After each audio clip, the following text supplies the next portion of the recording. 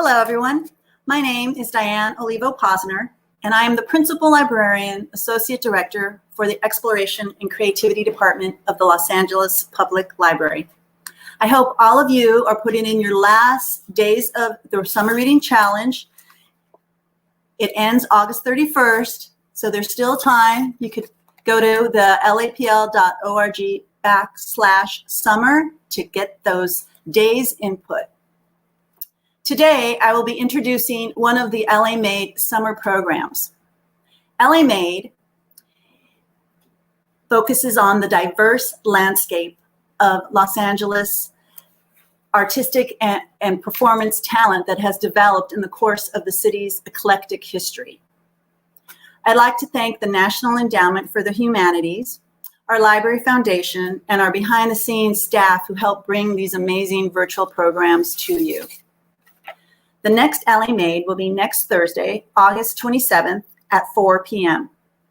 My colleague, Terry Markson, will introduce the program, which will be Sustainability More Than Ethos, a panel discussion moderated by a local farm owner of Cottonwood Urban Farms, Elliot Kuhn.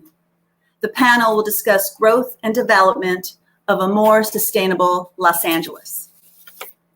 Now, I'd like to introduce today's program with historian and author Dr. Alison Rose Jefferson, who will discuss her new book, Living the California Dream, African American Leisure Sites During the Jim Crow Era, with Lisa Teasley, senior editor at the Los Angeles Review of Books. I want to make sure all of you know that the library does have both hard copies and e-book copies that you could put holds on and request. Now over to you two amazing ladies.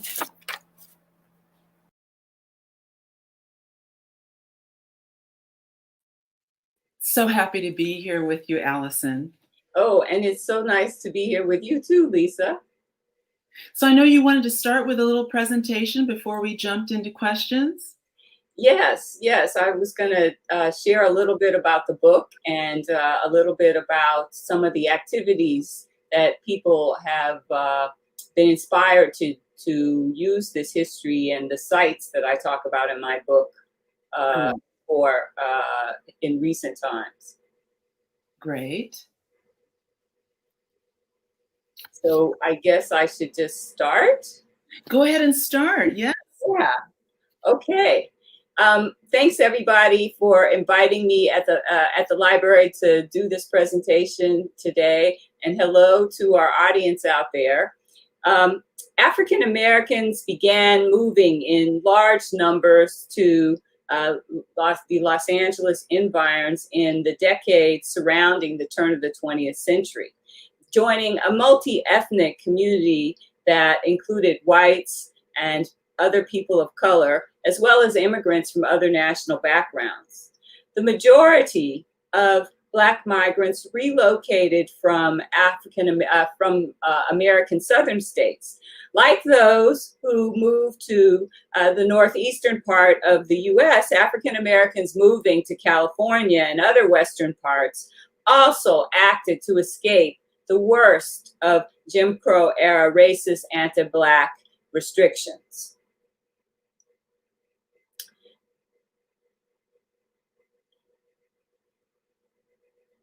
Similarly to other groups who moved to the state, African Americans also embraced the recurring booster promoted California dream of a leisure lifestyle as a permanent way of life in picturesque outdoor settings, a mild climate, and new life opportunities were a part of all of that, even while discrimination and lax enforcement of California's civil rights laws established as early as 1895 were many times preventing African Americans from using various public and private facilities and buying land in many areas for decades into the 20th century.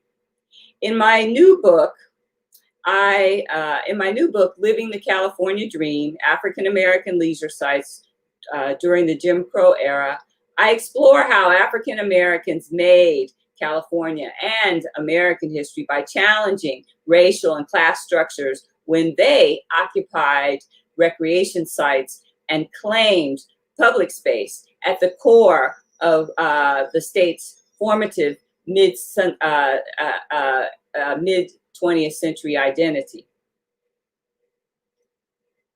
These places became sites of resistance in the development of attractive inland resorts and beaches relatively free from white harassment. In Los Angeles, recreation and relaxation were an essential component of liberty and distinctive civil concerns in the nation's long freedom rights struggle.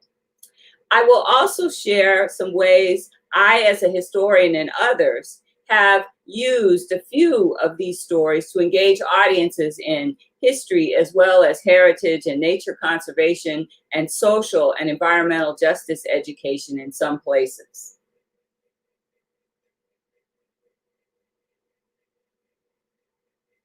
I offer a view of the overlooked, extraordinary community builders and socioeconomic development experiences of Black middle-class people of Los Angeles and California, and the impact of leisure that intersects with the scholarship about the influence of the diverse output of the Harlem Renaissance and the new Negro experience as a cultural moment of national and global phenomena. These stories of unrecognized voices, economic development initiative, civil rights struggle, and new information and understanding about how African Americans sought to seize their California and American dreams to appropriate and shape the offerings of their new environment in the far West. These stories I have reconstructed, recast the significance and meaning and place of leisure by recognizing African Americans' leadership and action, therefore giving a more complex understanding of the American experience and identity in the West and California, where racial discrimination existed in practice rather than legal prescriptions, as in many other states of the nation in the post-enslavement modern capitalist era. In contrast to the city where African Americans lived, California's waterfront and pastoral places were where they went to relax and invested in real estate, including in Los Angeles County at Bruce's Beach, which is in Manhattan Beach, at Santa Monica's Bay Street Beach, which has sometimes controversially been called the Inkwell, and at Eureka Villa in Santa Clarita Valley. Lake Elsinore and Corona's Park Ridge Country Club in Riverside were other places. And then in the book, I also talk about a few other destinations. These stories of California's largest and most popular, though not broadly remembered, African American relaxation destinations were sites of pleasure, identity, challenge to racist anti-Black public policies and private practices, and economic and places of economic development that flourished for different times, for different time durations between the 1900s to the 1960s. These are the stories, as well as public and private memories of African Americans of all socioeconomic classes. The new Negro who migrated out of the U.S. South to the northern Midwestern and far Western cities in the post-World War I decades to escape racial injustice. These migrants, including soldiers, arriving home from Europe after the Great War were more self-confident and sometimes militant in demanding their rights as citizens and consumers. The consumption of leisure as a particular lifestyle and a performance vehicle of various social practices to gain fulfillment, self-determination, and uplift became a forceful new marker in the claim of middle-class status, place, and American citizenship and culture that spread from California to the rest of the United States beginning early in the 20th century. Race, power, privilege, and wealth often influenced and restricted leisure opportunities, just as these factors determine who was able to take advantage of economic and social opportunities in Southern California. Even with these impacts, African Americans in their building and enjoyment of leisure, even with these impacts, African Americans in their building and enjoyment of these communities through creative assertion claimed and performed full humanity, civic membership, and social and economic development, resourcefulness, and self-determination. The history is layered with stories about group and individual circumstances and chronicles about migration patterns, socioeconomic status, cultural practices, and education and employment opportunities, and social power. These multifaceted, intersecting, and overlapping experiences and stories took place in private and public spaces. They are inseparable from one another in their composition and reflection of the structural racial exclusion and class exploitation imposed on African Americans and other people of color. Just as the leisure and resort spaces in other parts of the US were developed by African Americans during the Jim Crow era, in Southern California, African American leisure spaces developed to promote the interests of their community and advance a complex mix of political perspectives supporting freedom, economic development, and emotional and physical rejuvenation.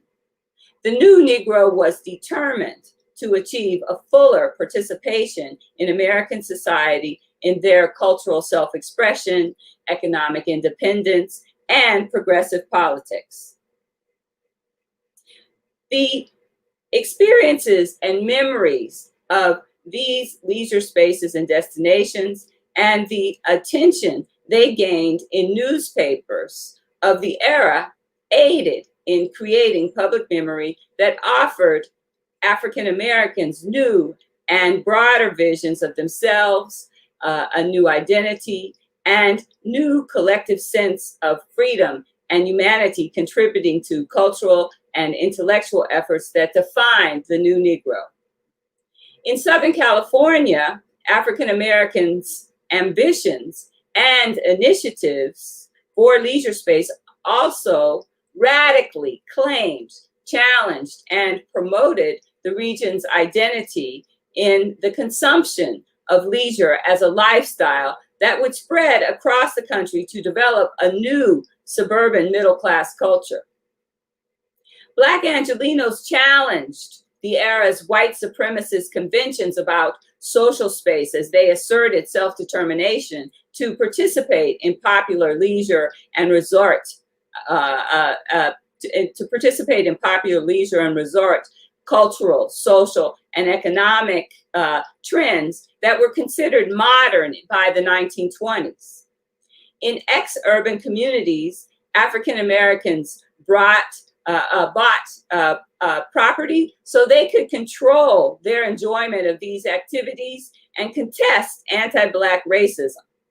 Particularly, they were challenging whites' prejudice and power in the labeling of African Americans as laborers and as inferior.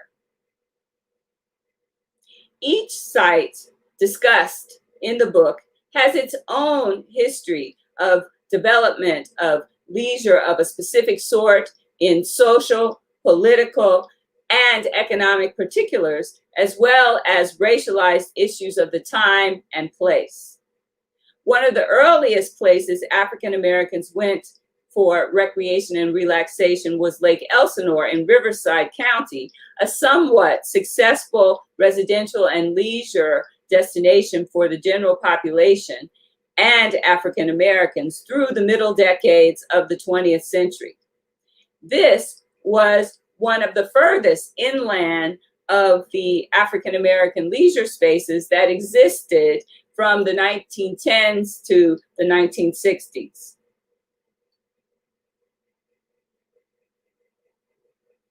The vagaries of the lake conditions and changing leisure tastes over the years impacted African American entrepreneurs, excuse me, resort business opportunities and success.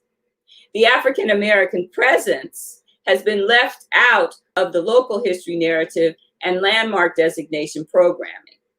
This omission obstructs our understanding of the full shared history of the range of community builders at the range of community builders and their impact and contributions to the development of the Lake Elsinore community. The Park Ridge Country Club of Corona in Riverside, California, was a private club and leisure space originally built for, originally built for an elite white-only clientele. A very ambitious African-American, a very ambitious group of African-American businessmen, Journey W. White, Dr. Eugene C. Nelson, and Clarence R. Bailey, purchased the site to operate as an interracial recreation space and an attempt at Black community suburbanization and elite recreation in 1927. The local elite and other racist white citizens strongly opposed the recognition of this place, strongly opposed the reorganization of this venture. The African-American businessman's effort to make the venture a success has been left out of the local history narrative, thereby limiting our understanding of the Corona community's history and actors and the evolution of the area. Eureka Villa, later known as Valverde in the Santa Clarita Valley area of North Los Angeles County, was initially an African-American planned resort community development project with Euro-American partners initiated in 1924. An early leader of this project was Black Angelino booster, Sidney P. He was a Black Angelino booster and real estate impresario, Sidney P. Dones.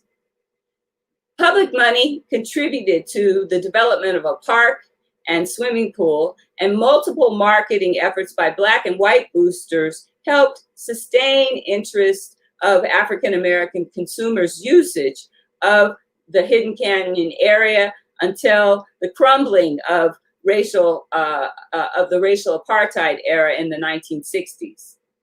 By 2015, the Valverde community had been recast as one of the last rural areas remaining with affordable housing in the Santa Clarita Valley with limited public memory of the African-American heritage.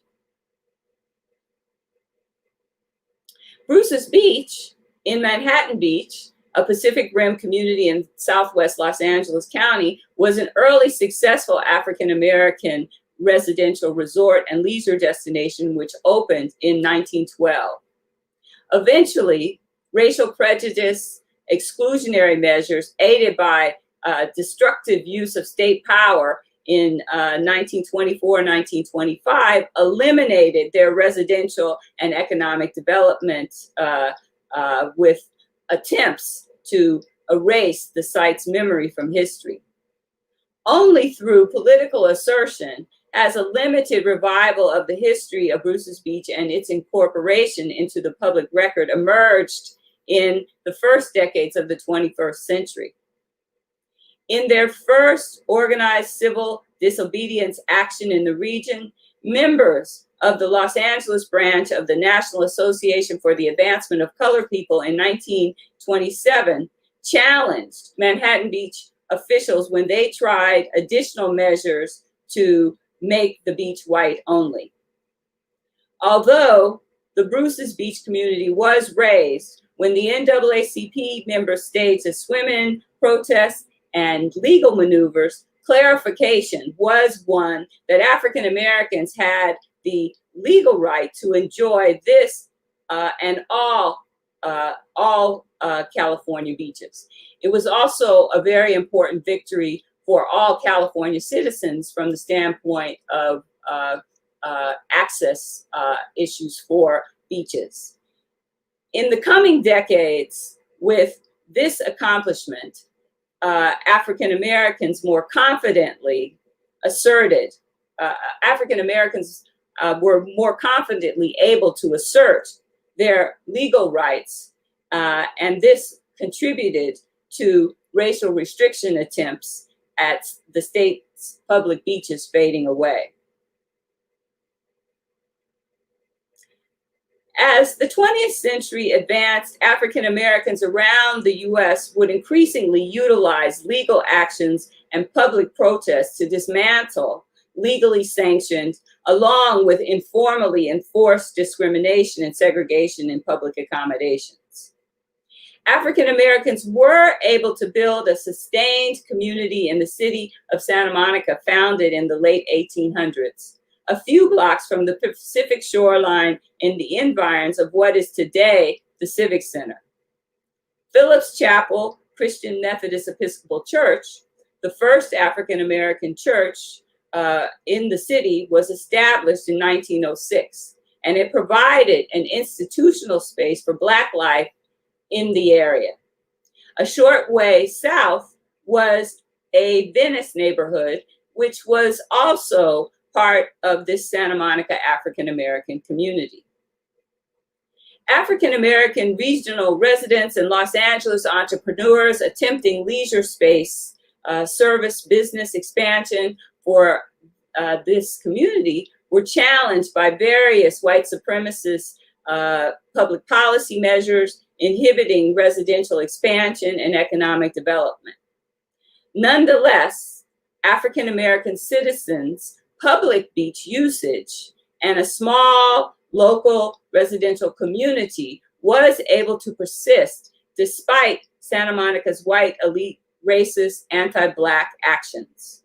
The local African American community's persistence has mattered in the reclamation of place and memory in the 21st century heritage conservation efforts and public history programming that has been initiated by citizens groups and public officials.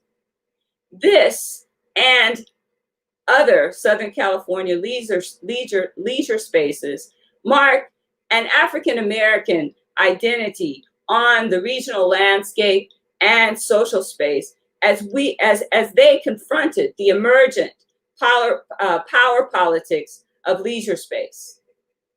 The stage was set for these sites as places of remembrance and invention. Fast forward to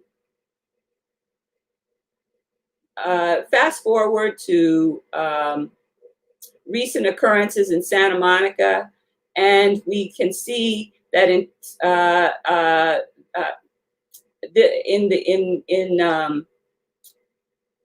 fast forward to more contemporary times. So recently, in 2019, the Bay Street Beach was listed on the National Register of Historic Places. by the National Park Service for its significance in the Black experience in U.S. history.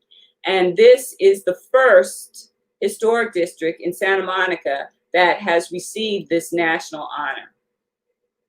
Since 2012, I have been involved in various activities, innovative programming, I would like to think, where I've been able to get different groups of nonprofit and government entities to engage the public in learning about more complex, culturally inclusive stories of our collective national history and the African American experience, heritage conservation issues, beach wildlife appreciation and stewardship, and aspirations to environmental justice and policies involving beach access and civic action with Nick Gabaldon Day, International Coastal Cleanup Day, field trips for youngsters from South Los Angeles, and the Belmar History Plus Art Project. Some of these programming activities include introductory surfing lessons as part of the experience of learning about this history on the beach. Also, in contemporary times,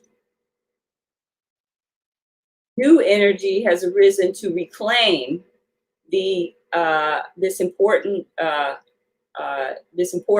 marginalized California ocean front history of African American places of enjoyment, freedom struggle, and community and economic development that was sabotaged during the Jim Crow era. At Bruce's Beach in Manhattan Beach and the Bay Street Beach in Santa Monica, they have recently been sites of conscience and reflection for memorial and celebratory events at this time in 2020, when systematic racial inequality has been laid bare by the long history of injustice that has led to the death of several African Americans and other people of color. These events were held at these sites to show solidarity with the national protests against systematic anti-Black racism and police brutality, which the Black Lives Matter movement has forced prominently onto the national agenda as part of a reclamation of and commitment to the Black freedom struggle. Like many white Americans, Black Americans were lured to California for its opportunities and the good life imagery produced by writers, painters, photographers, and movie makers, which were used by various boosters promoting migration to the state. The stories and imagery of African Americans who participated in various phases of the Western migration and settlement continue to remain largely absent from the dominant methodologies and history surrounding Western migration, notwithstanding the investigations of the Black West published during the last 50 years. Today, I have briefly highlighted little-known stories about African American leadership and socioeconomic development in the California Dream lifestyle at what have been called frontier of leisure destinations in Southern California from the 1900s to the 1960s. And a few ways the history is being reclaimed now. After my presentation and the conversation that I'm getting ready to have with Lisa Teasley, I hope that you will take another moment to think about these Black Western pioneers and their undertakings, and that you will want to learn more about this, and you'll pick up my book, Living the California Dream, African American Leisure Sites During the Jim Crow Era.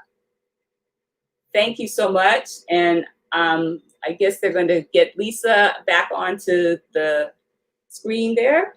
Hello, I'm back. Hello, everybody. So since you ended in the present, I thought I would ask you about your recent award win from the 2020 Cultural Landscape Award by the Santa Monica Conservancy, as well as the 2020 Super Healer Award by Heal the Bay. And it said it's for nature conservation with events like Nick Galbadon. And I was wondering if you could tell us a bit about who he was and his significance to the Santa Monica and Los Angeles and California history at a time of segregated beaches and limited access for African Americans and people of color. So, yes, so Nick Gabaldon has become a symbol of African American aspirations for self-fulfillment and enjoyment of California's offerings. He was a young man of African American and Mexican American parents, and he grew up in Santa Monica, and he learned how to surf. He learned how to surf beginning at the Bay Street Beach, which is the historic African American beach site in Santa Monica, which has controversially in the past been called the Inkwell. And as Lisa mentioned, we just got an award for our work in getting it listed on the National Register of Historic Places as the Bay Street Beach Historic District. And so Nick, as I said, he's become a symbol for many people of self-fulfillment and African American heritage in the beach space and the surfing space. And so we do a Nick Gabaldon Day. The Black Surfers Collective, Heal the Bay,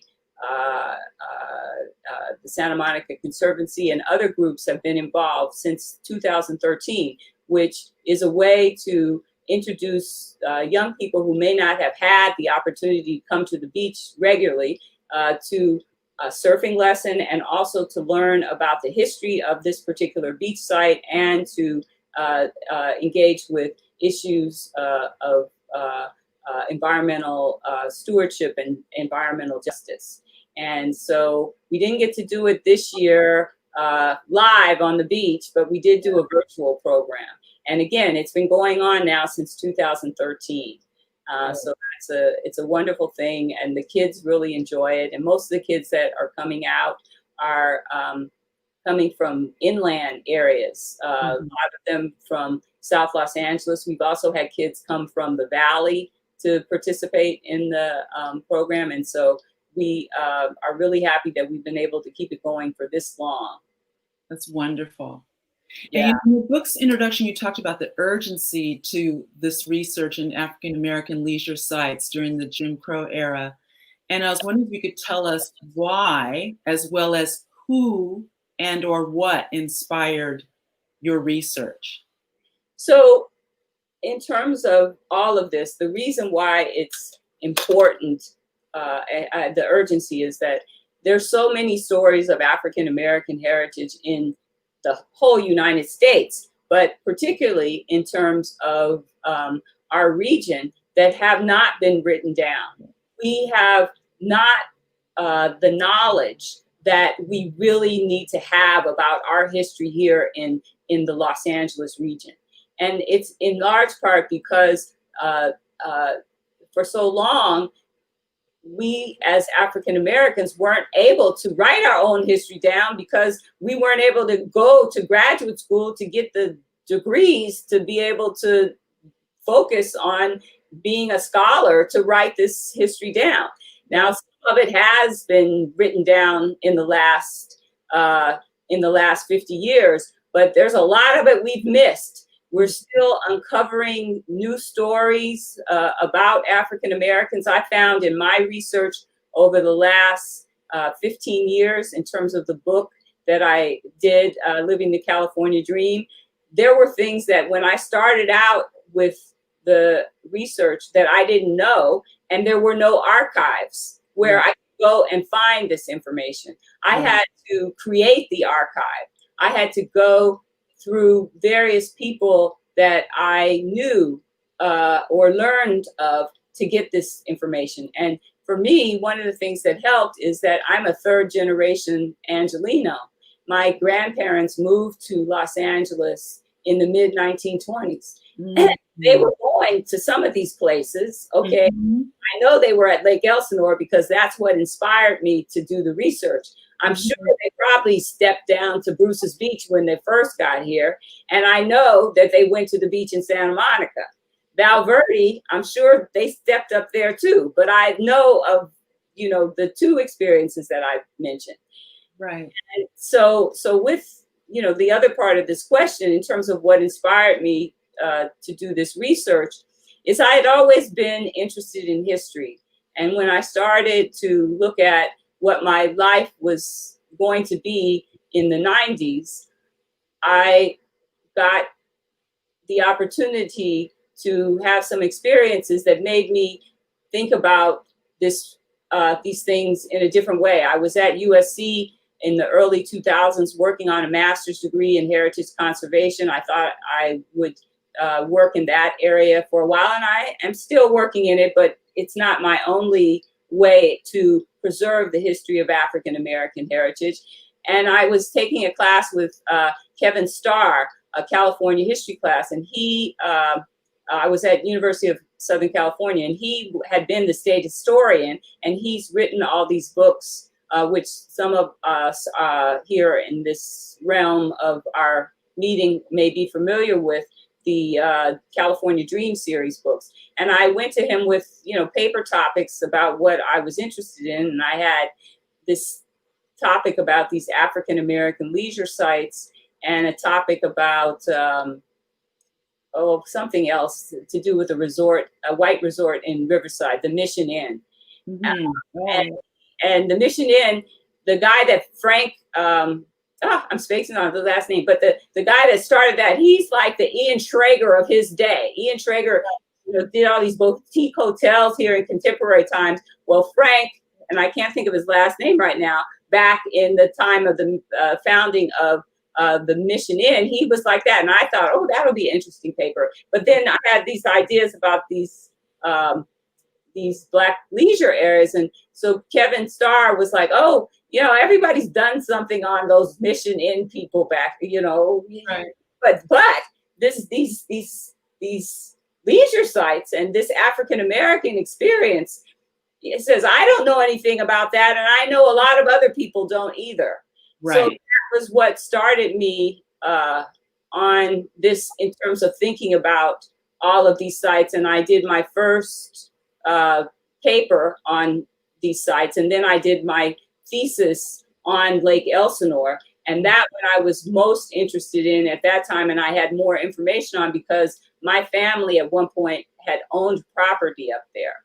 And when I was a really little girl, we went on this big family outing up there. My uncle came from San Francisco with his family. My other uncle who was here went, and then my mom and my grandma and all of us went out there. And I have a picture of us out there on the beach in our bathing suits and what have you. And I have a bathing cap on, and I'm like pulling on this bathing cap.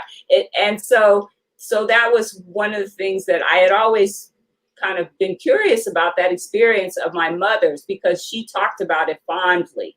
And when I was growing up, we didn't go on vacations like that. I mean, we would go visit my uncle in San Francisco sometimes, but my parents were divorced. And so the vacations that we did usually were day trip kind of activities. And if they were going away anywhere overnight, they were going by themselves. They weren't trying to take us. My brother and I, you know, they wanted some adult time. Right. So. Oh, I didn't mean to interrupt. No, so then I was just going to say, and I continued on not knowing I was going to go to get a PhD. And then when I decided to get a PhD a few years later after I graduated, it was like, okay, well, I want to continue this research on these leisure sites. And I figured that this would be the perfect opportunity. And I kind of set it up from the standpoint that this could be my dissertation. And then I didn't know I was going to get a book deal. I mean, that's what you do. You usually go look for a book deal. But then I got a book deal pretty much almost immediately when I finished the dissertation. That's great. Yeah. You know who I found extremely fascinating was Willa Bruce and the story of Bruce's Lodge.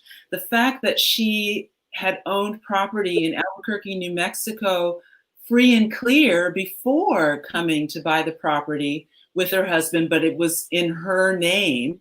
And so I wondered if you could tell us all a bit about her story. So Bruce's Lodge and Willa Bruce it's a really very cool story from the standpoint of thinking about women's entrepreneurship. So in the early part of the 20th century, a lot of women didn't work, but there were opportunities for women, middle-class women who were married, to use their housewiferly skills in various kinds of settings. And so this was something that Willa Bruce did. She opened up her Bruce's Lodge. Now, you know, since the building was in her name, she probably had been working. We don't have in the census records that she had a job, but I would imagine that when she was in New Mexico, because her husband was a chef on the railroad, that she had lots of opportunities to make money from the standpoint that they may have rented out places in their home for guests coming through town. She may have been preparing meals for people. She may have been doing laundry. We don't know, but I would say that she probably was using her housewifery skills to earn money. And when they came to California, when they bought their first home in Los Angeles, before they bought before she bought the lodge, she probably or the site of the lodge, she probably was also in Los Angeles doing the same kinds of things. So in 1912, she opened up Bruce's Lodge, and when she opened it, it was just a pop-up tent where they had places for people to change clothes, and they were selling beverages, and it was in Manhattan Beach, and it was before the city was incorporated. And it was very successful from the first day. And it was also attacked from the first day by white supremacists who put up barricades on the beach to keep the African Americans from using the beach in front of the property that Willa Bruce had bought.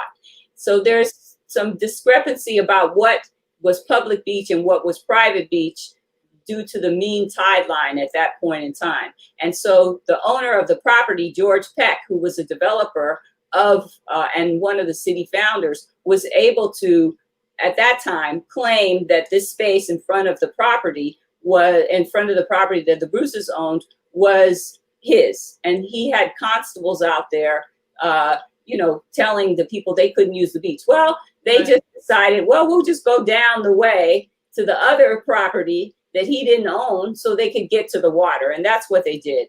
And the resort became very successful. They were able to eventually build a two-story building. They had another couple of other buildings that supported the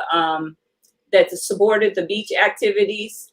And for all intents and purposes, it was really appreciated by African Americans. And unfortunately, in the 1920s, the racism of the era rose up in a more virulent way. And somebody decided there was a Negro invasion, not just because of the small residential community that had grown up around African Americans who had bought property around the Bruce's Lodge, but because it was a recreation place. And so there would be big parties down there. People would, come down there and hang out for the day, and, they'd have really nice social events. And so with all the racism during the era and the increased population, the white Manhattan Beach folks decided that they wanted that area for a park. Right. And mind you, the area was the furthest it could be from where all the other white people were living, which was further south. Right. And the Bruces did fight the effort, but they were unable to hold on to the property and it was taken through eminent domain, and there's a park there now. Right.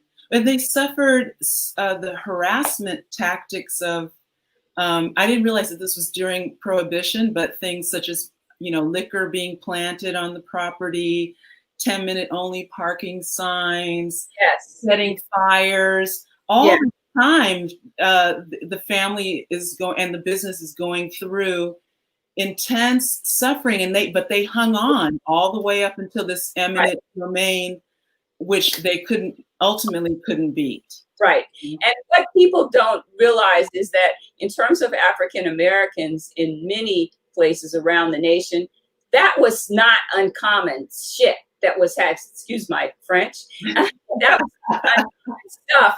That was not uncommon stuff that was happening to African Americans. And here in Southern California, the racism that African Americans experience here, generally speaking, didn't become violent. And the reason why is because there were civil rights laws that were on the books here. Now, they were laxly enforced sometimes or not enforced, but they were on the books, and African Americans took white people to court when certain things happened or got too out of hand. Right. And so in terms of, the harassment that was going on down there, we don't really know from after 1912 until the early 1920s what went on. We haven't been able to find anything in the press. Right. But we do know in terms of the 1920s, the things that went on. And aside from just those things of slashing tires and letting out, there were other things that happened. They changed ordinances so people couldn't change their clothes, in their cars, put up parking signs where you could only park an hour. So there were other subterfuge measures that occurred too in terms of the harassment.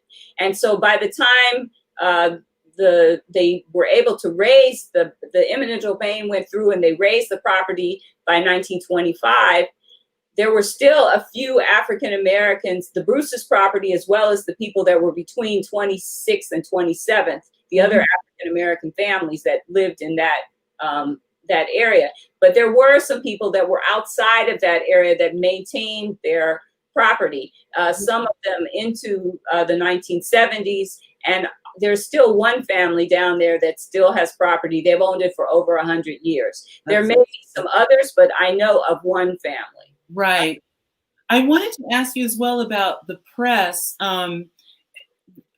because Mrs. Bruce was described as the dusky proprietor and the stout negress in the LA Times. And I was wondering, while you were doing research, how much did you encounter these kinds of descriptions? And so it's really interesting in terms of that situation.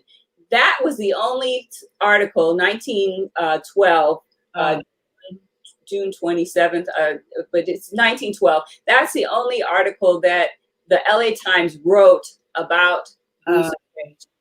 And in terms of the local papers, the things that they wrote were smaller articles, and that would have been in the 20s that I've been able to find. I'll just say that.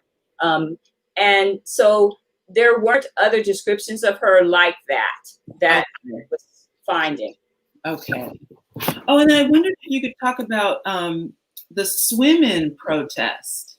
So the 27 with NAACP and so the swim-in protest in 1927 was where the Bruce's Beach was raised at this point, but African Americans were still going down there to the beach because it had been someplace that they enjoyed going. And everyone was aware that even though the eminent domain proceedings had taken away the physical structures, there was still negotiation, still legal proceedings that were going on. So people were still going down there. Well, the city of Manhattan Beach had leased the beach area illegally to one of their cronies as a subterfuge measure to so that they could say it was private, so that it was a subterfuge measure to keep African Americans from being able to use the beach. Right. And so the NAACP, the National Association for the Advancement of Colored People, they challenged this in 1927 with a swim-in. Now, what's so interesting about this swim-in is they were all fully dressed, okay? And they had people who were in their 30s up to their 60s who were out there fully dressed with their socks off or their stockings off and, you know, going into the water with their feet, okay? And so the police were called, and this was like, they had tried, there were people that had been, there had been a college co-ed at UCLA, black, who had been down there, and she was visiting one of the families that lived outside of the black family that had property that was outside of the 26th, 27th Street area. And she got arrested for going into the beach, going into the water. They took her to jail in her bathing suit. There was another guy that I talk about who they took his name down. There was another day that African Americans went down there to, you know, hang out at the beach, and the constables took names down of everybody. They didn't arrest them. But this particular day, they arrested the NAACP folks, and H. Claude Hudson was the president of the NAACP at that time in the 20s, and they arrested him. They arrested McCaskill, and I can't remember who else they arrested. There were a few other people, but those two I can remember. So they arrested them, and they charged them a fine for trespassing.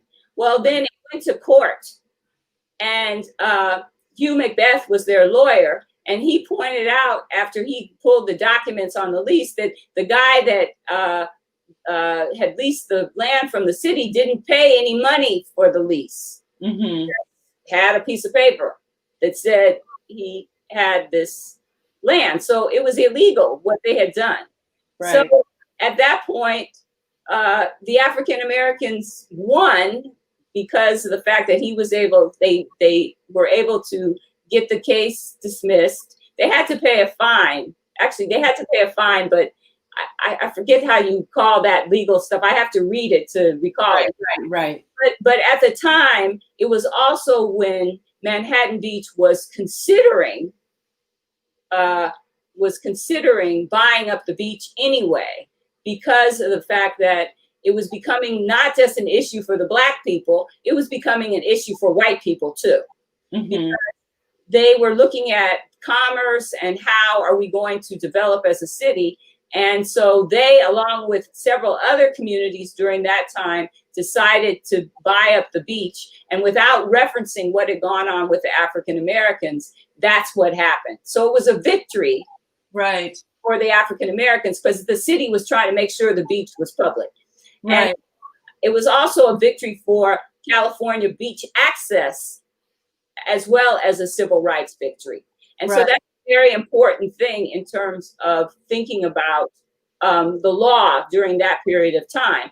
And for the African American group, the NAACP was going to be meeting here the next year in 28, and it was the first time that they had met.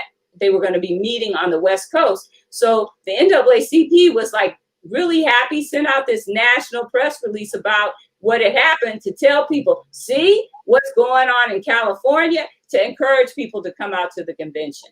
Right. This reminds me, when you were talking about not remembering this line in the book about selective remembrance and organized forgetting. It's a term that stuck out in describing the argument that ensued over renaming the park Culiacan, I think is that how you pronounce it? Do you want to talk a little bit about that before we go to see what comments or questions there might be from the audience? So the park didn't get established until the late 1950s, and it had several different names. And one of the more enduring names was Parque Culiacan, and it was Parque Culiacan for almost 20 years, from the late 70s, actually more than that, late 70s to 2006, 7. And so at that time, there was a movement by Manhattan Beach citizens to change the name of the park to Bruce's Beach. And so after a few years of it coming up and then going away and then coming up again, it was finally approved to be called Bruce's Beach. And there was a ceremony in 2007 where they put up a marker and the park name. And then there's a plaque up there which has some crazy language on it. And the decision about the language, I think, was a missed opportunity to talk about the African American pioneers, because it has in the first line of the plaque text the name of George Peck, who was the developer of the area, but that's all he was. He didn't support the African American business endeavor there at all. And so, unfortunately, at the time, the politicians thought that that was the way to get it through, to have his name on there in terms of the local community, because some of the local community knew who George Peck was. But for the most part, it was, to me, a confusing thing. If you just went down there and read the plaque and saw George Peck's name on there, and then you saw the Bruce's names on there, you don't know who George Peck is. You'd have to Google him. They don't say he's black. They don't say he's white, but they say that the Bruces are black, and then it goes on to say something about the minority community. It's a mess what's on the plaque. So hopefully now in contemporary times, because of all the social justice activity that's been going on at the park, and people in the community saying they want to learn more about this history and that they want that plaque changed, hopefully that's going to happen. The city council had a meeting on Tuesday, and they decided that they are going to put together some sort of task force to look into more deliberately how they should look at changing this plaque and what kinds of education programs they might do. Right. So I see in the comments, there's a question from Diane asking if there were any leisure sites in Long Beach. So not in terms of these kind of more the larger development kinds of places. The Long Beach community developed a little later in terms of the African American population.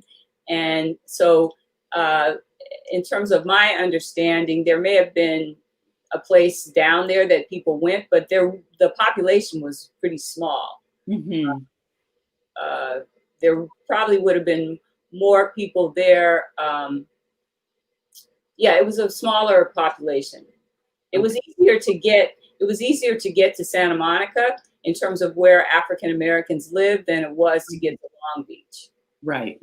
And it was the historic African American community that was in Santa Monica, and there were some businesses that would, and that's where people started going after they couldn't go to Manhattan Beach anymore. They started going to Santa Monica in the 1920s. And so there were a few businesses there that could support African Americans. And then there was the church there. So that's, a social center.